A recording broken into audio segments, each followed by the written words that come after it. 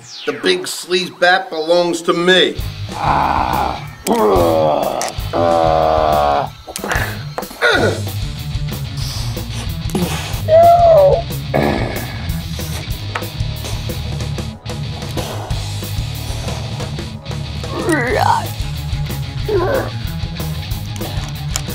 This is for Gung Ho, Alpine, and Bazooka.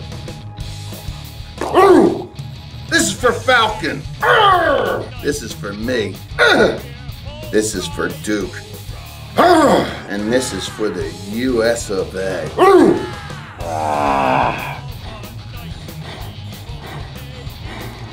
You make me sick. Hey boys and girls, welcome to another super exciting, outrageous toy review, and my installment of Cobra Convergence 3. When I was asked to join the G.I. Joe community collaboration project, Cobra Convergence 3 by Hooded Cobra Commander 788, he told me the theme was underrated villains, and the first thing that popped into my head was Cobra-La. A lot of people aren't fans of these figures, and I can understand why. I can see that point of view, but I was the right age to just have a blast with G.I. Joe the movie and these action figures as a kid. So who exactly makes up the Cobra-La 3-pack? We've got Golobulus, Nemesis Enforcer, and the Royal Guard. First action figure from this set we're going to take a look at is Golobulus. And he is by far the weirdest action figure in this set, because instead of having legs, he has a bendy snake tail. I picked up this pretty nice looking one at JoeCon. This is my childhood Golobulus, and you can see he's got a lot of playware. But just for fun, I'm going to take a look at my childhood one for this review. So he has a long green tail. It's segmented to help it bend, but it never really bent enough, unfortunately. This is the weakest part of this whole action figure set, is that he can't stand or crawl or do anything, really. In the movie, most of the time he's wearing a pod around his snake tail, and the snake tail is sort of like a big reveal at the end. But the action figure just kind of had a lousy gimmick with that. There were prototype versions that had a coiled up tail where he could stand. I think that might have been better. I maybe as a kid I would have been disappointed that I couldn't play with the tail, but then it would have stood. So I don't know. I'm not sure what would have been the best option, but we got this wacky thing. He's got crab armor all over his body, and in the movies, Cobra-La used crabs to make a red carpet and all kinds of other stuff that was pretty cool. He's got this wacky green arm with veins on it, which is super gross and disgusting. He's got this crazy biomechanical eye and headdress on top of his bald head that's got lots of weird veins. Got a little bit of his spinal cord like poking through back there. He is an all-around weird figure. I loved this little thing on his wrist as a kid. I used to pretend that he could use that as a blaster. He also comes with this wacky red gun that he never uses in the movie. And I actually used to give this to the Royal Guards a lot and pretend it was the gun that shot those white tentacle things. If you remember one of the Rawhides saying, "Whoever heard of being shot down by a salad?" I think it was Law. I used to pretend this was that gun, the gun that could shoot the tentacle plant things. There's two accessories I wish Golobulus came with when I was a kid. One was I wish he came with his pod thing, which means he probably would have been a figure with a vehicle. So maybe he could have been sold like Serpentor with the pod that would go around his tail. And then maybe they could have put Pyothona in this 3-pack instead, which would have been fantastic. But the second accessory I wish he came with was the knife with the little worm on it. I always wished he had that little timer knife thing with him that he used at the end to count down his world domination. The Joes are of no concern to us. He was voiced by Burgess Meredith in the movie, who as a kid I only knew as the Penguin from the 60s Batman show. So I thought that was pretty crazy, but he does such a good job. He really sells the character. He really gives him gravitas and just makes for a memorable appearance as the villain I think that got the closest to beating G.I. Joe. The closest to world domination or destroying everything. Cobra Commander, he moved the Eiffel Tower around. Serpentor stormed Washington, D.C. Golobulus put enough spores in outer space to mutate every man, woman, and child on Earth.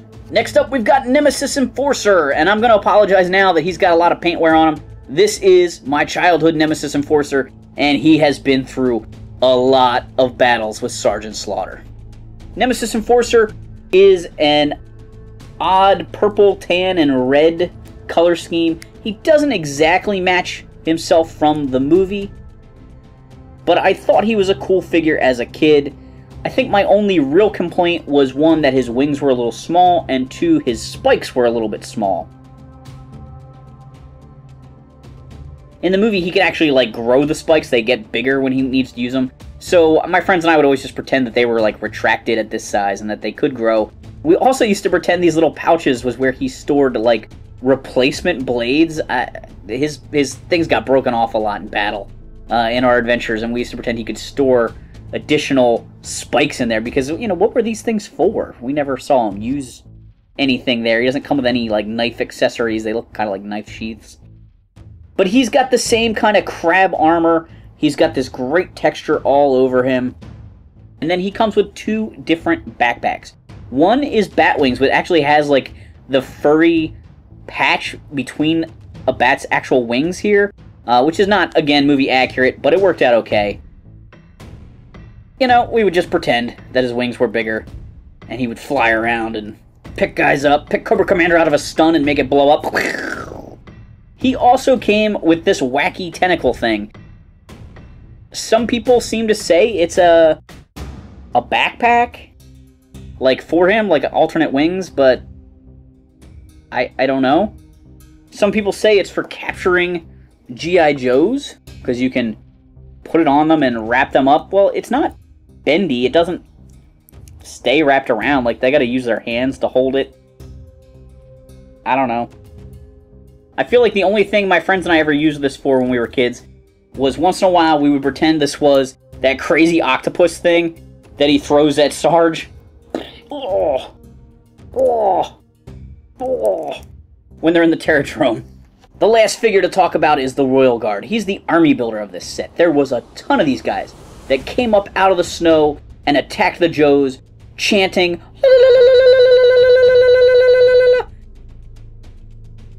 and it was amazing. That scene in the movie still gives me goosebumps. They come up out of that crack in the snow. One of them grabs Quick Kick by the foot and smacks him against the wall.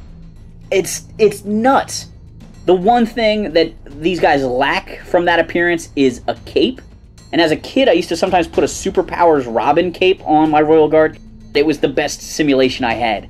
He has this small antenna piece, which is easily lost. He has this amazing sickle weapon. In the movie, they're more copper-colored, but it's just so much fun as a kid to whack, whack, whack. Have him take out guys with it. And he also comes with this small gun, which I don't think they used in the movie at all. And that's one of the reasons why I often gave him the red gun from Golobulus. We're going to use my childhood Royal Guard, don't mind the paint rub, for showing off articulation. All three of these characters have very similar articulation except for Golobulus's legs. They all have heads that can move up and down and side to side. The Royal Guards is limited the most because he has a high collar.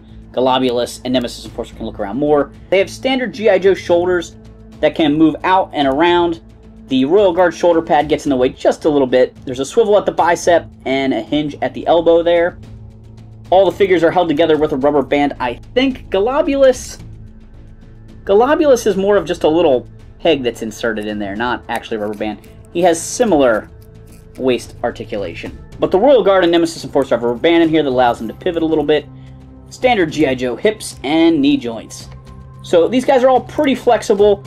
They all do a great job of posing. I love G.I. Joe articulation. I think that it's the perfect level on the vintage figures. The modern guys are neat, but I don't need double jointed knees and ankle pivots and stuff. Yeah, you can get them in a little bit more dynamic pose, but for playability, this is the right amount to be able to pose guys well, but not have the articulation, like, get in the way. Here's my Royal Guard army, ready to take back Earth in the name of Cobra-La. When I was in college, I did a wacky stop-motion animation project using the Royal Guards. Not really as the Royal Guards, but just as, like, weird insect people. I figured they were obscure enough toys, they wouldn't really be recognized and picked out as specific things. But they face off with a Star Wars dewback and an Ultraman monster in this quick clip.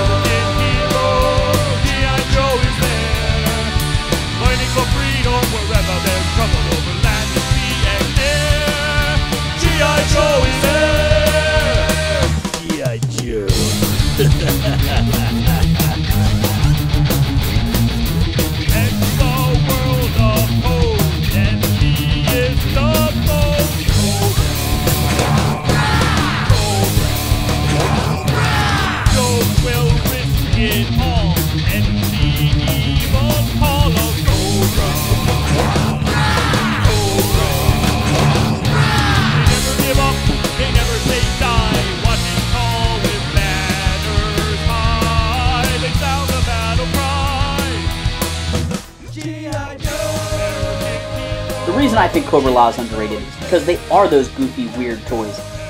And people don't like them in a military toy line, but they make a great enemy. We can't always fight Cobra. Most toy lines introduce new bad guys later on down the road.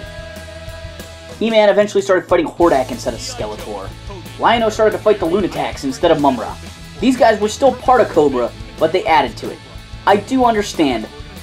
They totally screwed up the comic continuity with this movie. That is my biggest regret about the movie. Not that they introduced these new characters, but that they screwed up Cobra Commander's origin. I was a huge fan of the comic as a kid. Larry Hama is amazing, and that series is awesome. But the movie is so much fun, and I loved recreating scenes from it as a kid. Nemesis Enforcer vs. Sergeant Slaughter was a daily occurrence at my house as a kid. Some of my favorite action figures to play with. I know Cobra-La is not for everybody, but it really captured my imagination as a kid. And that's why I think Cobra-La is an underrated villain. I hope you guys enjoyed my installment of Cobra Convergence 3. Keep your eyes peeled for the videos from Mr. 1013 on Saturday, July 28th, and HCC 788 on July 29th. Special thanks to Hooded Cobra Commander 788 for putting this whole Cobra Convergence thing together. I am honored to be a part of it. I've been enthused by all the people that have put out pieces. I just really enjoy what the community has put together here. I got to give a thanks to my friend Drew for voicing Sergeant Slaughter for me. He actually voiced Sergeant Slaughter for me years ago in a video project I did, and I had him record these lines on his last day of employment at my work. He's retiring. So happy retirement, Drew. And thanks to the band Nerd Surge for letting me use their cover of the G.I. Joe movie theme. Thanks for watching this super exciting, outrageous toy review. Make sure to like, subscribe, and check out our other videos. Attention! What is this? You creatures are the sorriest excuse for men I've ever seen. Well, Porky, looks like we start with you. Drop and give me 300. Oh man. Jeez, what's with all the flyboys around here? Hey, flyboys, why don't you fly home to mommy? Nice outfit, baby blue. Take off that stupid hat. Oh, big man, huh? We'll see about that. I can see the G.I. Joe team has really gone downhill. Can't turn my back for a second. Why, you? And the same goes for you, Scoop. Hello, Scarlet. You, soldier, what happened to your arm? I don't know, but when I find the fool that has it, you better pity him. Oh, an angry man, huh? I like that. Wipe that stupid expression off your face. Get a haircut, punk. You too.